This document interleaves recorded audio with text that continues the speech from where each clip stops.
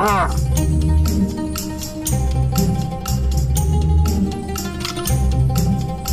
na.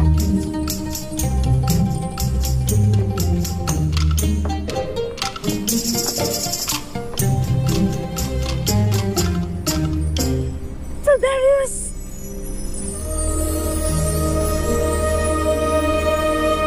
Edric. Avisala Eshma sa pagtugon sa aking tawag. Kami ay may naisip pabatid sa aming mga kasamahan at ikaw lamang ang makakatulong sa amin. Mapapaunlakan mo ba ang aming pakiusap? Avisal Darius, isang karangalan na kayo ay matulungan.